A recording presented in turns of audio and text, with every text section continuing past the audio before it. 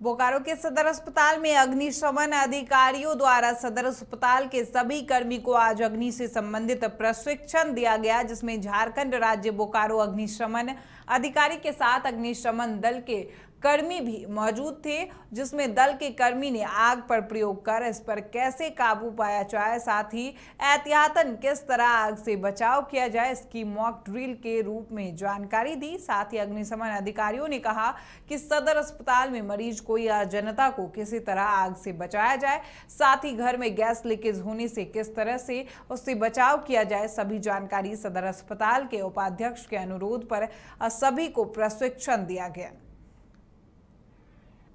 बोकारो सदर हॉस्पिटल के सुपरिटेंडेंट साहब के द्वारा हम लोगों को बुलाया गया था अग्नि से बचाव, सुरक्षा एवं सावधानी विषय वस्तु पर चर्चा करने के लिए।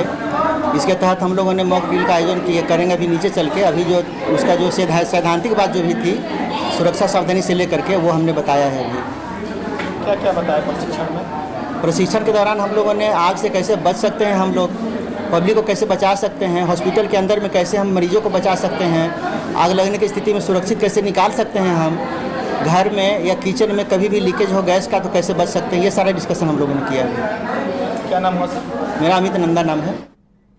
निरसा के ईसीएल मुगमा एरिया के खुसरी ओसीपी में बुधवार को रैयतों के नियोजन सहित अन्य मांगों को लेकर ग्रामीणों ने पर मुखिया साधन रवानी के नेतृत्व में खुसरी ओसीपी में कामकाज ठप कर दिया और अनिश्चितकालीन धरने पर बैठ गए। जानकारी देते हुए आंदोलन का नेतृत्व कर रहे पर मुखिया साधन रवानी ने बताया कि कुल 17 रैयतों में से 2 रैयतों को ईसीएल प्रबंधन द्वारा मुआवजा और नियोजन दिए जाने की बात कही गई है। वहीं बाकी 15 रैयतों को 2021 से अब तक नियोजन नहीं दिया गया है, जबकि उनकी जमीन से कोयले का कटाव भी प्रबंधन द्वारा करवाया जा रहा है। स्थानीय को नियोजन ना देकर बाहरी लोगों को नियोजन दिया जा रहा है।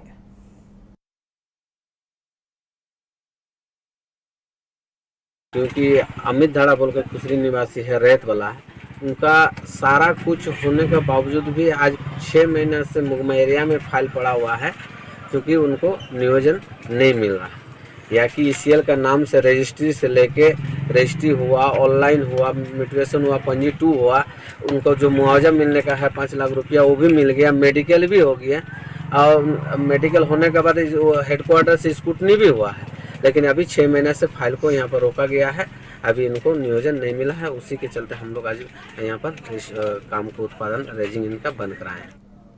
धनबाद में विभिन्न आउटसोर्सिंग कंपनियों के साथ साथ लोडिंग पॉइंट पर वर्चस्व को लेकर आए दिन होने वाली गोलीबारी, फायरिंग और बमबाजी की घटनाओं पर अंकुश लगाने के लिए धनबाद पुलिस ने अब कमर कस लिया है। इसी क्रम में धनबाद एसएसपी कार्यालय में डीआईजी सीआईएसएफ विनय काजला, सभी एरिया क्षेत्र के जीएम और अन्य वरीय पुलिस पदाधिकारी की मौजूदगी में एक महत्वपूर्ण बैठक आयोजित हुई। बीसीसीएल के विभिन्न क्षेत्रों से कोयले की हो रही लूट और चोरी पर पूरी तरह अंकुश लगाने को लेकर आने वाली समस्याओं पर विस्तृत चर्चा हुई और एक दूसरे के सहयोग से शहर और लोडिंग पॉइंट और आउटसोर्सिंग कंपनियों की कार्यस्थल पर कानून व्यवस्था खराब होने की स्थिति उत्पन्न न हो, इसको लेकर रणनीति भी बनाई गई है।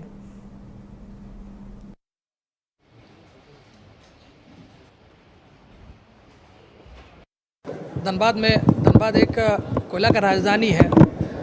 कोयला को लेकर हमेशा यहाँ पे कुछ समस्याएं रहते हैं।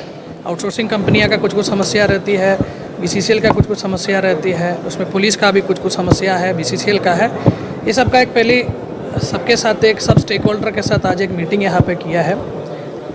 इसका मेन कारण यहाँ पे लॉ एंड ऑर्डर का स्थिति को ठीक रखने के लिए और धनबाद में एक सुचारू एनवायरनमेंट क्रिएट करने के लिए, जहाँ बीसीसीएल अपना काम, आउटसोर्सिंग कंपनी अपना काम अच्छा से करे, उसी को लेके एक कोऑर्डिनेशन का ज़रूरत था। कोऑर्डिनेशन के लिए आज यहाँ पे सबको बुलाया, सबका समस्याएं सुना, पुलिस के क्या क्या एजेंडा है लॉ एंड ऑर्डर को ठीक करने के लिए। हम लोगों का भी कुछ पॉइंट हम लोग बीसीसीएल और आउटसोर्सिंग वाला और सीएसएफ को हम लोग दे दिया, उन लोगों का भी समस्या सुना। ये इस बार हम पहली बार मीटिंग किया है, अभी इस टाइप का मीटिंग हम लोग बार करेंगे। थाना लेवल पे और एसडीपीओ लेवल पे भी इसे मीटिंग करेंगे। इसका मेन उद्देश्य है कि पिछले 2 महीने में कुछ आउटसोर्सिंग के जगह पर वर्चस्व को लेके कुछ लड़ाई हुआ था। इस लड़ाई को ख़त्म करना और धनबाद का विधि व्यवस्था को और बेहतर करने के लिए हम लोग आज मीटिंग धनबाद में 12 अप्रैल 2024 को 9 बटालियन एनडीआरएफ द्वारा जिला गढ़वा के पुलिस केंद्र में सुरक्षा प्रोग्राम के तहत भूकंप पर आधारित मॉक अभ्यास और प्रदर्शनी लगातार जागरूक किया जा रहा है। वहीं भूकंप आने पर किस प्रकार सुरक्षात्मक सावधानियां बरतनी चाहिए और आपदा के दौरान आपदा प्रबंधन समिति के अंतर्गत गठित रिस्पांस टीमों के जिम्मेवारी व कार्यों के बारे में एनडीआरएफ के सहायक कमांडेंट संतोष कुमार व एनडीआरएफ की टीम ने प्रदर्शन कर समझाया है। उनसे इस घटना के बारे में पूरी जानकारी प्राप्त करके आपके पास आता हूँ। उद्देश्य ये होता है कोयला नगरी झरिया के लाइफलाइन कही जाने वाली दामोदर नदी का अस्तित्व खतरे में है। अवैध खनन माफियाओं के कारनामों से यह जीवनदायिनी नदी आंसू बहा रही है।